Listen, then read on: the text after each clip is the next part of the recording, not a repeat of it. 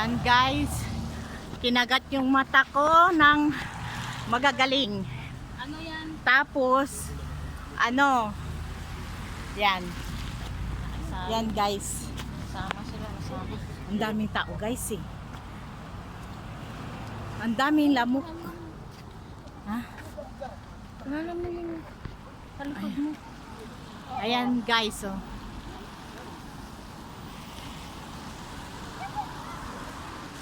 Yung bundok ng ano.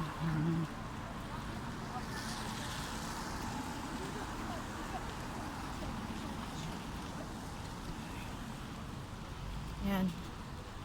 Naglalakad ako.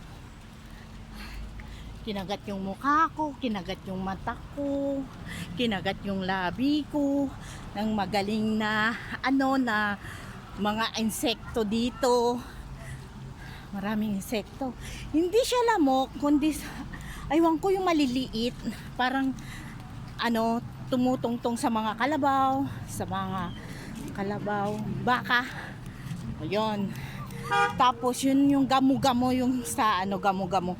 Ang tatapang nila, guys. Diyos ko, ang hirap ng ano, ang hirap ng pag ano dito, pag namamasyal ka, kailangan marami kang ano. Kasi yung mata ko, kinagat na nila. Pinaghahalikan nila ako. My God! Mas matapang pa sa akin. Mas matapang pa sila sa akin. Grabe. Sobrang ano,